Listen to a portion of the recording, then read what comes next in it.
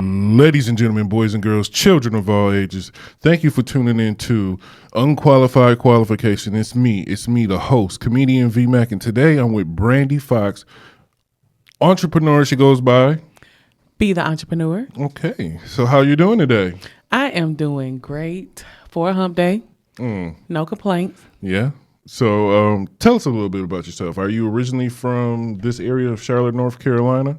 Definitely. So I am a Charlotte native. I wasn't born here, but I was raised here all my life since elementary school.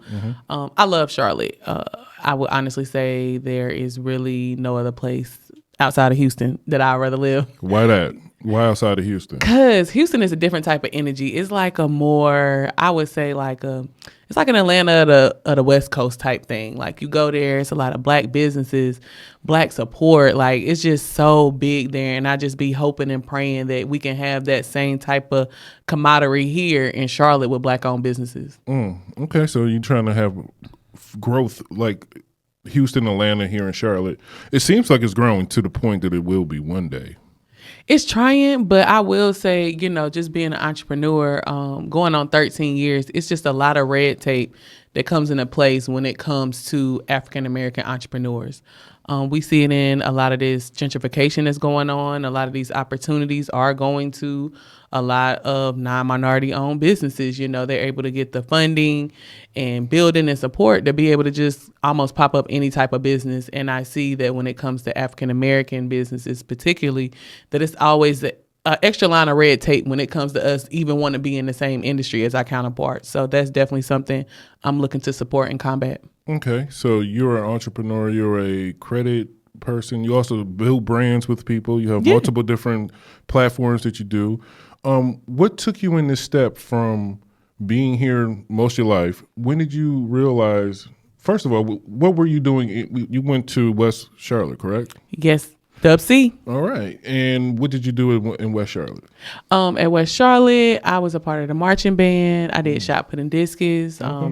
Very good at all those things. I enjoyed it. I was a graduate of the IB program. We were the first graduating class, and basically that's international baccalaureate. That's just a higher level of education that prepares you for college. From there, I went to Winston, UNC Charlotte. I started my career as a social worker. I love philanthropy. I love helping people. And I came with Pampered Us, mobile massage service. That's my first business. Currently, I own 7 businesses between nonprofits in different sectors, real estate, entertainment, mental health. But Pampered Us starting at 13 years ago and realizing how hard it was to start a business, because in 2011, there was not the entrepreneur support that we have now. You didn't have incubators. You didn't have classes. It's really like Google research, trial and error, and, good luck. So that led me to, from 2011 to 2018, I transitioned out into full-time, and then I wanted to give people the information that I didn't have. I wanted them to know how to start a business, how to grow it, how to scale it without all the mishaps that I had. And that led me into my second business, which is my full-time business now, Be the Entrepreneur Consulting Agency. Awesome. And what sparked all this interest into starting your own business, and especially the Pamper Up one? What started it? What was the spark? I've always been an entrepreneur. I've always loved making my own money. I've always been a Monopoly. I'm the banker. Like anything life, I'm the banker. I always been about the money. From a young age in elementary school, I was selling lip gloss rings. Like I went in the store and I'm like, you can get 6 for $1. I'm like, if I sell this for 75 cents a piece, I'm making money. So it started there. And then I'm like, okay. And I've always been good at kind of moving with the industry. So like once that kind of died down, then it was like the Kool-Aid with the sugar. So I was literally at the house in the kitchen, mixing it like Jesus. Kool-Aid. Listen, and I was selling it by the bag. Like I'm coming, I got lemon, I got cherry, what you want? And like anytime I found an opportunity, anything that was very popular, I would literally take my money that I had, I would buy it in bulk, and then I would sell it. So I've always had that entrepreneur spirit, but I would say having the ability to go full time, my passion is my freedom. Like I'm really about freedom of my time. I love to travel. I have 2 kids. They're older, but I just want to have quality time, have control over my time. And when you work for somebody else, especially, being a social worker, you really don't have any control over your time. It's really your clients have all your time, and then you fit yourself in there. So I would say that was the biggest passion and push to me going into full-time entrepreneurship. Okay. And so you, as of right now, you're teaching other people how to build brands, correct? And which one is that easier for you to do in comparison to starting your own brand and moving your own brand? Because I ran across you through the skate. What was it? The Rolling CLT. Rolling CLT. That's how I ran across you. I seen all three y'all connected. And so you started that. You started all those other things. So is teaching to start a business better for you in comparison to running your own? I love it all. Like, I love to run my own because I love the excitement of like taking an idea and literally monetizing it. And it excites me. So I love to teach as well because I love to be able to see the happiness that my clients have, because I've met so many people that have such amazing ideas, but they don't even know where to start. And just in working with me for 4 to 6 months, I've been able to take clients from a vision to a full running business operation. And, you know, they're like, oh my gosh, I'm so excited. Like, because I know how it is when you don't know the next step. But when you got somebody that's in the industry that works it, that can tell you step by step what to do. Like, you know, last year we started 107 new businesses. And, you know, dope. Congratulations. it was, thank you. And it was so exciting. I'm like, you know, so this year I'm like, I'm pushing it. I'm trying to hit 200, you know, and 300. And I just want to grow and impact as many new entrepreneurs as possible and let them know that, you know, it is possible. And it's not because you have a bad idea. It's not always because of funding. Sometimes you just don't have the support to know what the next steps is to make your dream a reality. Dope. So what is the purpose? Like, your purpose is to help people who look like us, people of color, people of different races, to succeed in this situation. So what are the major hurdles outside of the banking system that people have? Is it the complacency of the person, or is it the actual work that needs to be done within, like doing paperwork and stuff? Like, what stops people from growing in your mind? I think the top thing is mental. Like, people get really intimidated. I would say the second thing is influence. People are on social media, especially during COVID. COVID was the worst, best thing ever. You know what I'm saying? Explain that. And I say that because I love the fact that it put a burst of entrepreneurship. It's a lot of people that I've met with that started their business at COVID, and now they're transitioning out and they full time, and they never would have started their business if they wouldn't have lost their job. So I do love that it opened the door for creativity and for people to really make money doing what they love. But what I don't like is, of course, where there's good, there's always bad. You bringing out a lot of frauds. You bringing out a lot of people that have no interest in starting a business, doing it right, being legit, out here really taking up the market. So I would say, and lying about it. Like, I'm online and I see people I even know, they like, yeah, you know, I'm bringing in 10,000. I'm like, girl, I just saw you last week and you was in that busting Honda. And I don't talk about nobody cars, but you ain't bringing in 10,000 a week, you know, riding around looking crazy like that. Or just in knowing you in general and knowing your situation. So I think people get on social media and these entrepreneurs and put in there, hey, you want to get a Lambo, you want to have a house on a beach, you can do this in 12 months. You can't. No. That is called a unicorn business. And as y'all know, unicorns do not exist. So be prepared to put in work. I think the real thing is people are not wanting to put in work. They think if they market for 3 months, market for 6 months on Facebook, social media, that is enough. And it's so much more that goes into starting a business. So I would say those are my top 3 reasons why I feel like entrepreneurs are not exceeding and starting their businesses. So out of those 103 businesses that you started last year, how many do you think will actually continue to go out of the 103? Because you just started them. So how many of the 103 do you expect to stay? Yeah, definitely. So I would say out of the 107 that I did, my goal is for at least 60% to be able to make it. And for me, making it is being able to, and you know, success is in the eyes of the beholder, like beauty, you know. So for some people, if they make a lot of money, they're successful. For my nonprofits, if they serve a certain amount of people, it makes them successful. So for me, successful for me is being able to sustain a business for 12 months. Even if you break even or make a profit, that's what success looks like for me. So I would say about 60%, ideally, I would hope would be able to meet that goal of meeting either breaking even at the 12-month mark or either making a profit at the 12-month mark. Because one of the things I would say that definitely sets me apart as a consultant is, number one, everything I'm teaching is all experience. You know, it's all things I went through. I've gotten corporate contracts. I've gotten funding. I've gotten grants. I've gotten loans. I've gotten investors. So I think it sets me apart because I'm not working off theory. I'm working off real life experiences, and I'm able to tell you, hey, when I did that, this is what happened. Or, you know, if you want to do this, this is the best way based on my experience. So I think having that knowledge and ability to be able to support people and not really take the lead, but guide them in their own vision, I think those are one of the things that set me apart. I make it easy. I make it plain. I tell you what to do. All you got to really do is follow it. Okay.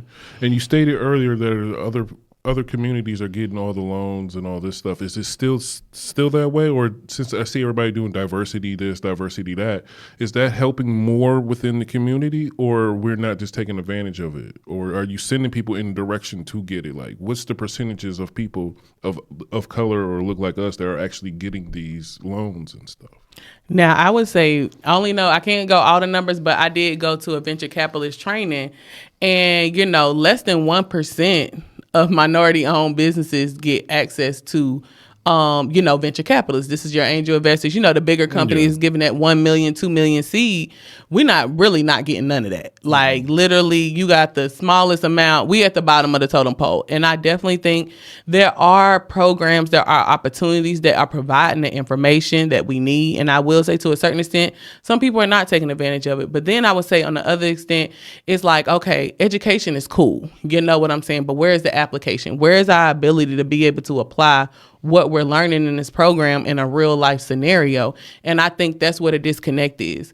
We're getting trained to do things like our counterpart, where our barriers of getting these same opportunities are not the same as our counterparts. Yeah. So for me, I know how to operate as a double minority. I know how to move and shake as a Black female entrepreneur. You know, I was 21 when I started my first business, and I'm in the spa industry.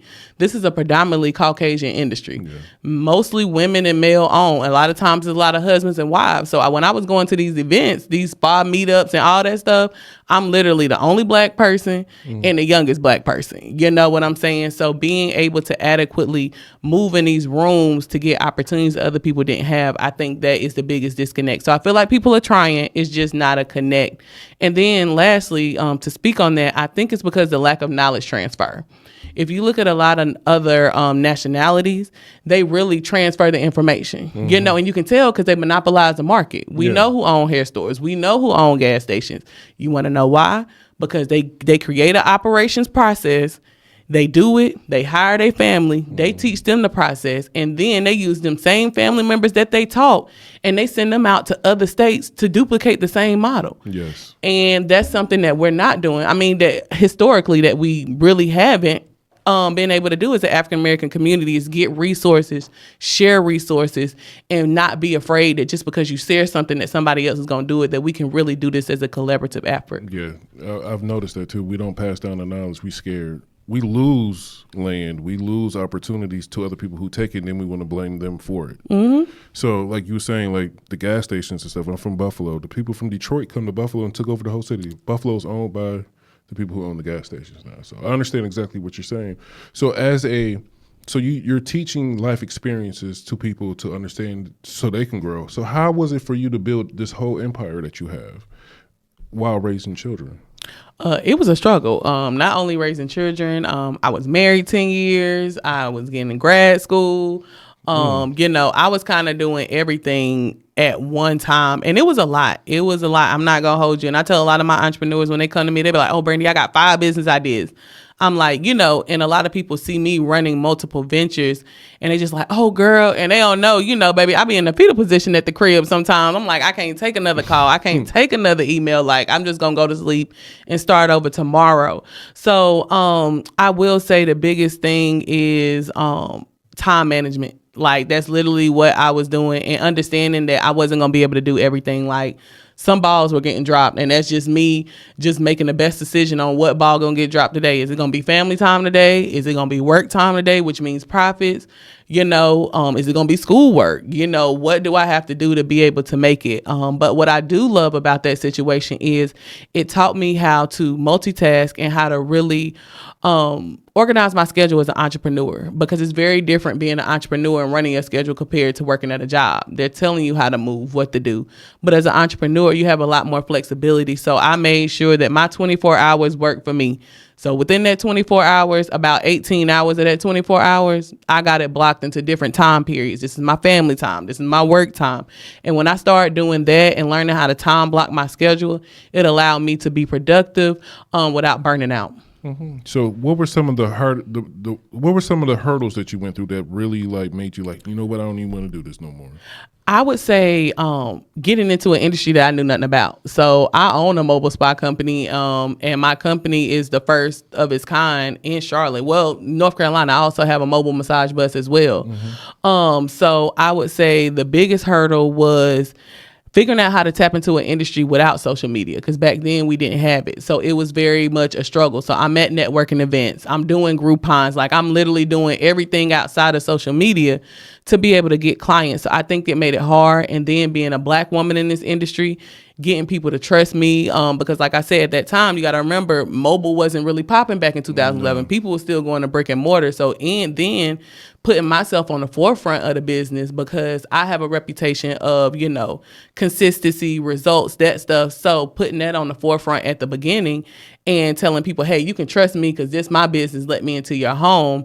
And once I gained that trust, the next hurdle was pulling myself out, because I got to a point when I went full time, I was like, I don't want my face to be the face of Pampered Us. I want Pampered Us to be its own brand. I don't want people to click on it and be like, oh, it's a Black woman. Mm-hmm. No, I want you to click on it and be like, I want the service. So then removing myself from the business was a whole different thing, because now I have a brand that's built off my personal brand. Yeah. So how do you remove yourself and still be able to adequately get the traction that you had? So I think those were the main hurdles that I had to deal with. Also learning my seasons.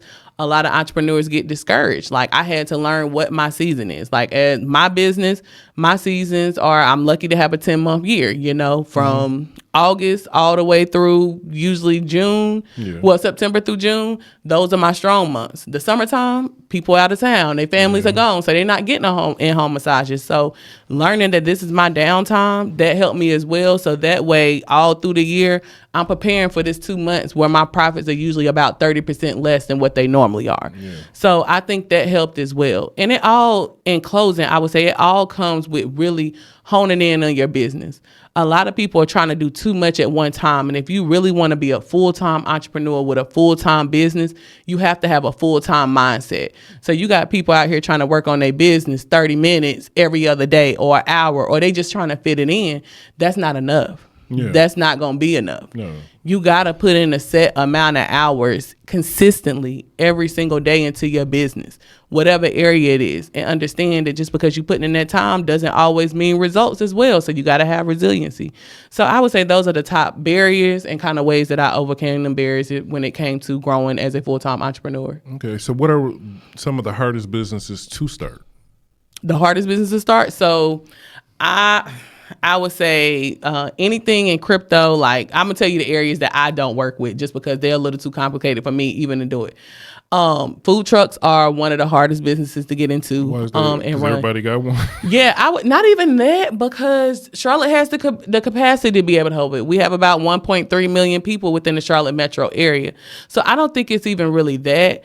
I think it's the organization and responsibility that comes with owning a food truck, because you got to calculate your food costs, your labor. How much food do you need for this Jazz in the Park event? It's so many variables that go into it, and it's an upfront heavy load type business, because you have to, that's not a bit, for me, all of my business models, they're low overhead costs. And I did that strategically. That's just what worked for me. I like to get into something that I ain't got to spend a lot of money to do and get a stronger return on my investment. But with the food truck industry, that's not an industry you can hop into like that. You really gotta put money up for the truck or get your permits. Mm-hmm. You gotta buy the food before the event. You know what I'm saying? So you run into those things. So that's one of the hardest industries. Trucking right now is one of the hardest industries. During COVID, I was bussing a trucking and logistics business plan almost on a weekly basis. Like everybody was trying to get in trucking, and it made sense because it was a great time. Yeah. Trucking was low. People needed people on the road. So it was a great time. Now, post-COVID, now that everybody back on, these large companies and got their stuff back on, their freight's back working. Now everybody then went and bought all these trucks. Now they coming back to me because now they got to transition out. Yeah. You know what I'm saying? Because a lot of people, I would say the biggest thing, people are not doing research before they go into an industry. They see somebody else doing it and they see it look easy and they like, oh, I want to hop into that business. And then they hop into it. They like, oh, dang, Brandi, it ain't what I thought. Yeah, because you ain't think about that $10,000 truck maintenance cost. You know, if it break down on the highway, you ain't think about that. You ain't think about the diesel fuel. Let's get to that gas. And they didn't think about the miles per gallon. Yeah. That's crazy how low that truck drives. Like, what is it, 1 mile? Like, it's like you do 1,000 miles on a tank or something like that, right? Don't get me lying. I don't know. My friend told me earlier, he was like, you spend most of your time, most of your money's going back into the truck. Yes. And it's mainly the gas. Yes. And then if it breaks down, that's a whole nother animal. And that's the biggest thing, because a lot of people, you know, I would say the other thing that's causing a lot of issues and barriers is people trying to cut corners at the beginning. Yeah. Go ahead. Some things you can bootstrap. I can definitely say all my businesses, I bootstrap that thing to the wire, you know, but certain businesses, you just can't bootstrap. You have to put that upfront investment, and trucking is one of those. Anything dealing with a commercial vehicle, you got to put that money up front, because you can buy it on Craigslist for 50% off, but within 6 months, that 50% off, you then reinvested it back in the truck because it's so many things, it's so many things that's wrong with it. So I would say just adequately doing your research. Make sure that it's something that you really want to do, because money is not enough.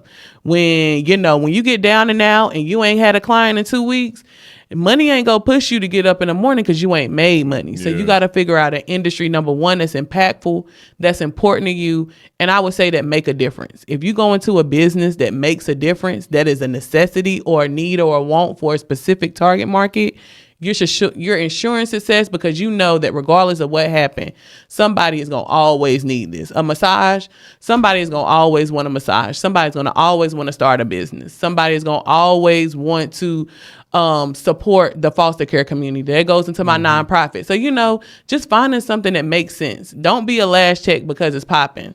Last checks ain't gonna be around for a long time, because people got tired of paying. They got on YouTube University and learned how to put their own lashes on. So what do you do then? Yeah. So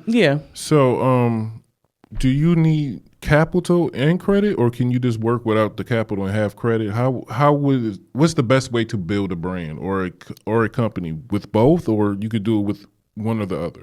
Definitely. So when it comes to business funding, it's a mix of both. And it really depends on where you're getting your funding from. If you're going to a traditional bank, then it's going to be across the board. They want credit, they want business plan, they want cash flow, they want everything. But what I will say about banks is once you get a relationship with a bank, like once you get in there, you in there. Like, once you get that first line of credit, if you handle it right, all the other capital you need, they gonna roll it, because now at this point you didn't build the trust. So it's like getting into a relationship with a real somebody that's been hurt in the past. You know what I'm saying? They got all these walls up and shit. You gotta hold on, hey. I gotta go through the lizards. You gotta go through it. So that's really, if I had to describe a bank, that's what a bank is. You gotta get down through it, but once you get in there and you lock in and you do what you're supposed to do, you got an ally for life as long as you stay in compliance. Then you have your non-traditional funding. This is your community funding agencies. They're usually supported by SBA loans, so they can make sure they got that backing. And the benefit of the SBA loan backing is that they kind of put a guarantee that if these companies agree to fund you and you default, the SBA, aka the federal government, is going to pay that loan back. So I will say, when you get into these agencies, these community funding, business funding, it's a lot easier, because these companies, they understand that they're working with people who might not have the strongest credit. But just because you don't have strong credit, let's say if you bringing in $15K a month, but your credit is bad, they'll take that $15K a month and they'll go ahead and give you more money based on your revenue. Because a lot of times, but people got to realize is in the United States, we are a capitalist based country. We about the money. We about the numbers. And we know that across the board. If you got the money and you got the numbers, you can really make anything happen. So with that being said, you might have a 620 credit score, but you pulling in $15K a month. They're going to give you a revenue-based loan. Usually it's 50% of what you're making over a certain amount of time. They'll give you that loan in advance because they know that you're making the capital. So if you don't have a strong credit, you want to make sure you get into a good business that you know how to run so you can make money. But I will say across the board, if you want to be a successful entrepreneur, you want to put yourself in the best light across the board. I want to be able to put my information on some paper and tell them I need this amount and for it not to be an issue. And so I think if you really want to be the best in what you're doing, you want to be prepared across the board. And I would say the minimal would be like a 660 credit score. And that depends on where you go. But if you got like a 660, 680 ideally in that lower kind of credit range, then you can adequately go. And you got some revenue coming in, you can make something happen. What about if you don't have no revenue, but you do have savings? Like, what would be a good number to start with capital?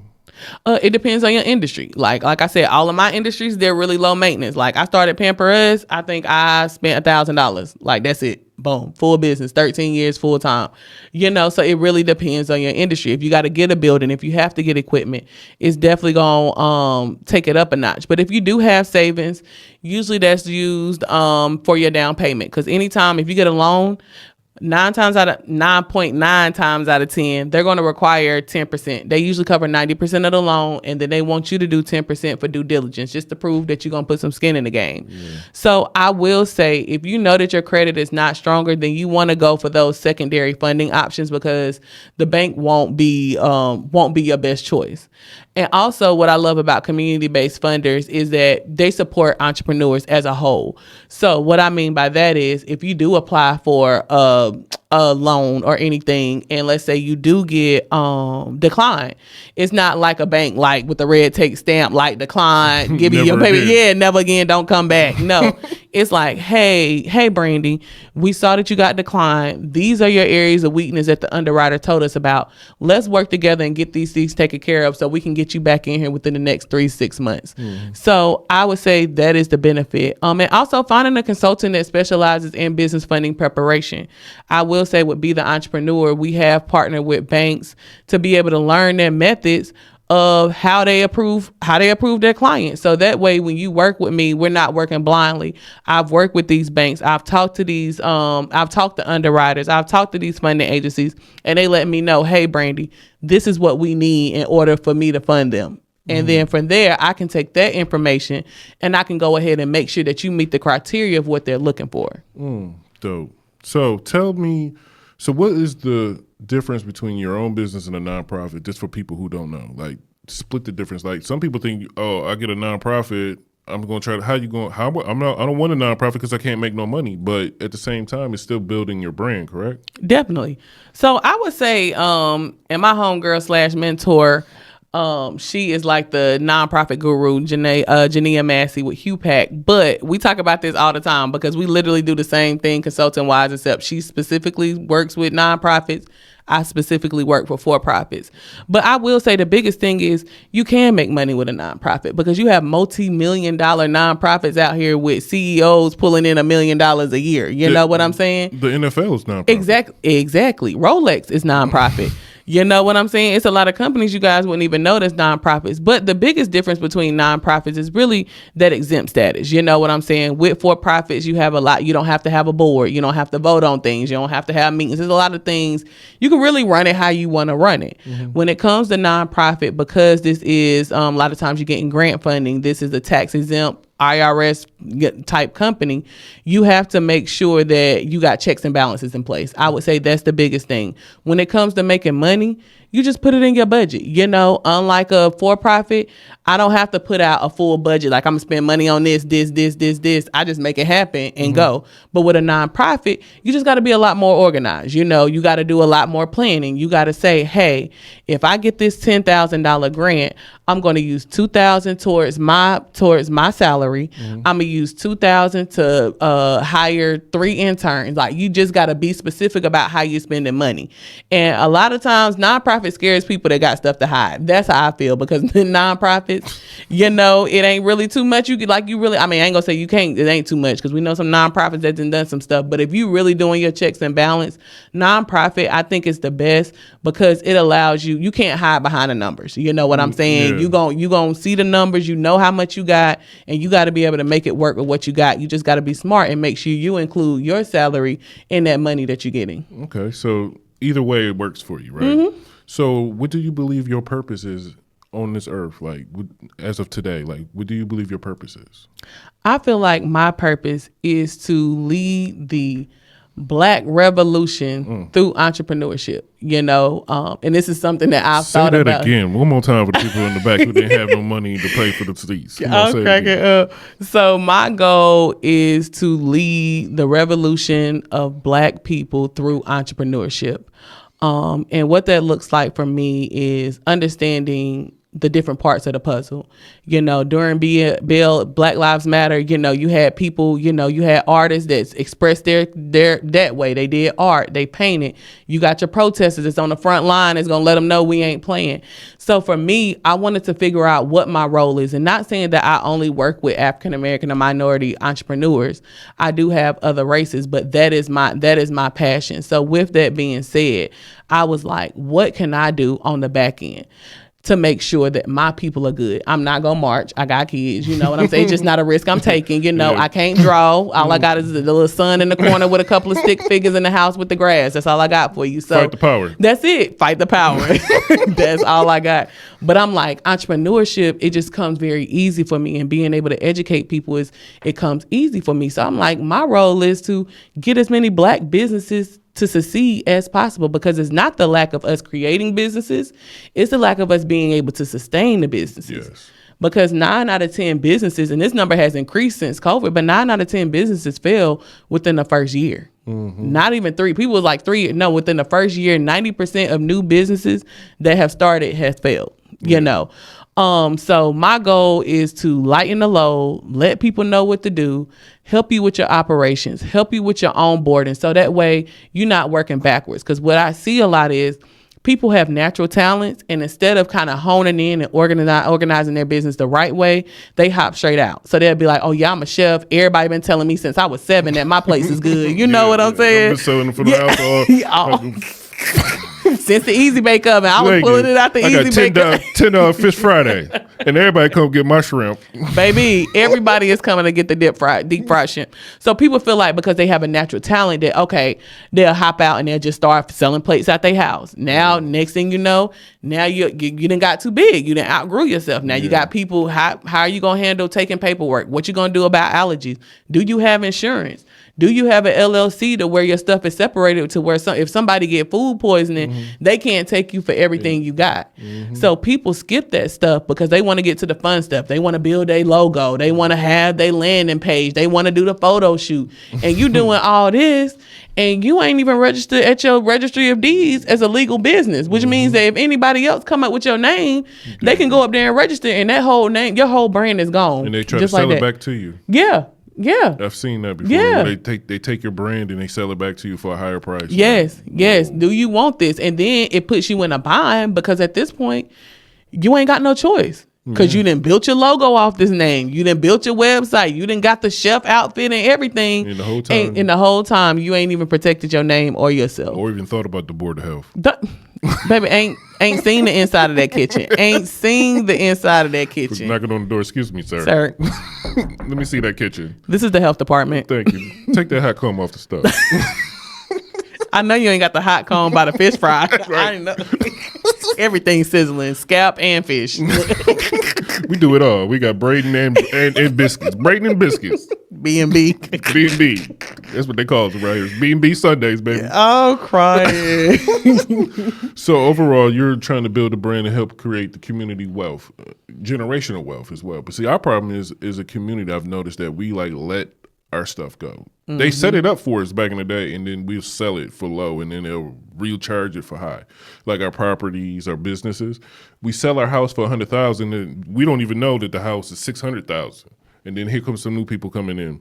So as a consultant, are you sending people in the right? You obviously are sending people in the right direction, but how hard is it to get people to understand that part where you can lose this and you can also gain more? Like if you, what I'm trying to say, you have something for the low. Mm-hmm.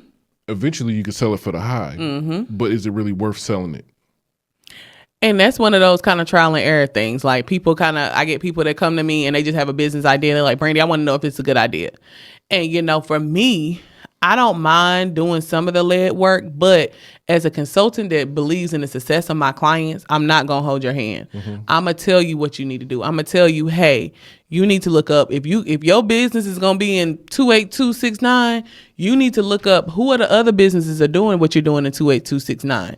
Is the people in that area going to buy that? Like, I wouldn't start a hot yoga studio on Betty's Ford Road right now. You know what I'm saying? No. That's not what I'm trying to. It's going to get hot all right. And I ain't talking about different kind of yoga. Different kind of yoga. It's giving trap yoga and not trap yoga. Yeah. So, but just, I just want people to be able to know and understand what it takes. And I think the biggest thing that people love about me is that I'm really blunt and straightforward.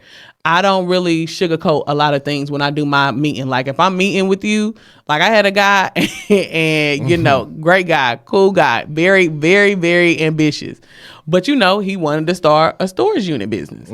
But you have not told me, like when we connected, you didn't let me know anything about your business. I'm like, okay, well, how much is a storage unit? How much do you got to spend? What land are you looking for? How many acres did you need? And he came to me so strong about wanting to start this storage unit and getting $500,000 in money and funding for it. But you can't even tell me how much one storage unit costs. So that lets me know you haven't even did your back end research. So for me, when I get in a situation like that, I'm not that consultant that's going to be like, oh yeah, still work with me, because I'm going to let you know, hey, it don't seem like you're ready. Yeah. Even with me being in startup, it doesn't seem like you're ready because you're coming to me with a business idea and you don't even know the base research of it. And of course, I give people options because some people just don't know. Yeah. If you don't know how to run a business, you wouldn't know to do the research. So I give them an option. I'm like, hey, I can give you the action steps for you to be able to handle this yourself, or I can alleviate this issue and I can take care of it for you. But I always like to give people options. One thing I've seen with consultants is they kind of almost put people in a position where they feel like, if you don't use me, you're not going to make it. Yeah. I don't ever want anybody to feel like that. I want people to feel like that I'm a resource to reach your goals. Whatever that startup business goal may be, I want to support you, but I'm always give you an option. I'm going to give you an option where you can be self-sufficient and do it yourself. And I'm going to give you that option where, I can take care of it. And in closing, I tell my entrepreneurs all the time, you got two options. You can spend time or you can spend money. You got one or the other. You spend money, you're going to save time. You spend time, you're going to save money. But it's going to be really hard to get both of those things. Yeah. So what's the turnaround on a startup?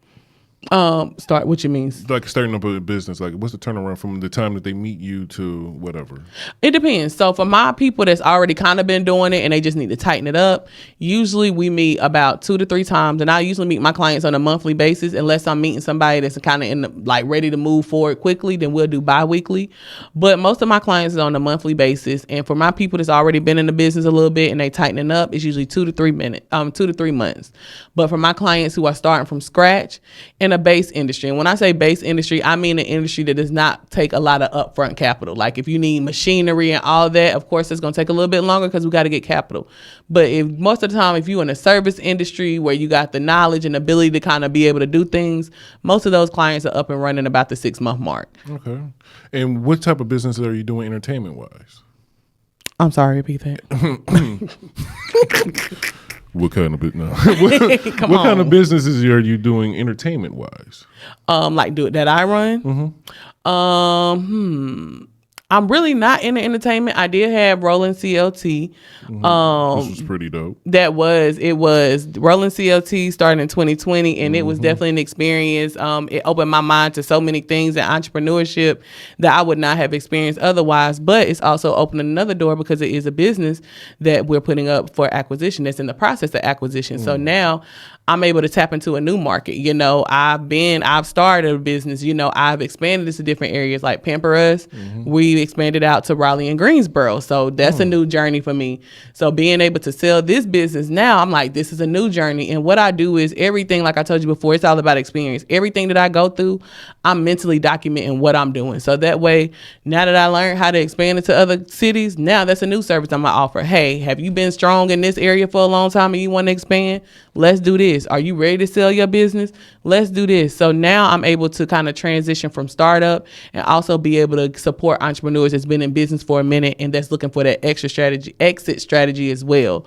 So yeah. Well, you're doing a lot of great things here in Charlotte, North Carolina, throughout the whole southern region. I really do appreciate you. Before we get out of here, I'm gonna ask you a question. Then we're gonna get all your information and all the things that's coming up with you. Okay. The name of the show is Unqualified Qualifications, right? So what have you done that you feel other people thought you were unqualified, but you were? I would think getting into entrepreneurship in general. I would say starting with Pampered Us because I'm not a massage therapist. So I own a whole business model of something that I can't even do. So, that goes into leadership and management because I had to be able to adequately hire the people to even get it going. So I would say that would be the biggest thing. But I've always been a hard worker and I've always been a pusher. So I think people thought I would succeed, but certain obstacles, when life hits you, people expect for you to fail, fall down and not get back up. But I'm real big on resiliency. I'm real big on kind of like that life of the phoenix, like burn me down, I'm coming back up from the ashes. So I think, people kind of doubted me, but in the back of their head, they like, if anybody can do it, Brandi gonna make it happen. And I can definitely say that's something that I've been consistent in executing in my 13 years of entrepreneurship. Well, I would like to congratulate you for keep pushing through because you made a wonderful mark on the society around here. Thank you. All right. So just let everybody know how they can get in contact with you. Definitely. Brandi Fox, BrandiFox. And you can find me on Instagram, Facebook, LinkedIn, and YouTube at b.the.entrepreneur. Make sure you spell entrepreneur right because that's where y'all can't be finding me. Y'all be getting that E and U mixed up at the end. So remember, it's N-E-U-R. So yeah, find me online, y'all. And I tell people all the time, I don't put no pressure. I'm not a salesperson. If you really, for me, I always say you can tell a lot about a person by watching them. So just follow my social media and just watch how I move, watch what I post, watch how I do the things I do to support my clients. And if you feel like I'm somebody that piques your interest that might be able to be a support system for you and your startup business venture, or if you pivoting, or if you're feeling lost in what you have going on, go ahead and set up a $20 intro appointment. I make my intro appointments very affordable because I want to at least make sure that you had the opportunity to talk to me. And in that lesson, I always give action steps. So anytime you meet with me, whether it's for the $20 package or the $100 package, you're going to leave with enough information to at least get you going on your journey. Because at the end of the day, Be the Entrepreneur is a heart business. Pamper Us, that's my real business. That's the money, that's the lifestyle. But Be the Entrepreneur, it's my heart business. So it is a business that I thrive in supporting people on, even without charging you $100 for an intake, So they taking them out. They taking them out. So yeah, Brandi Fox, Be the Entrepreneur Consulting Agency, Charlotte, North Carolina. Follow me. Look into us. I would love to support you in whatever you have going on. You don't have to be lost. You got a support system in me. All right. Thank you very much. Thank you for everybody for listening and watching. Unqualified Qualification. I'm Vernon Mack, and this is Brandi Fox. Let's get it. Have a good one, y'all. Peace.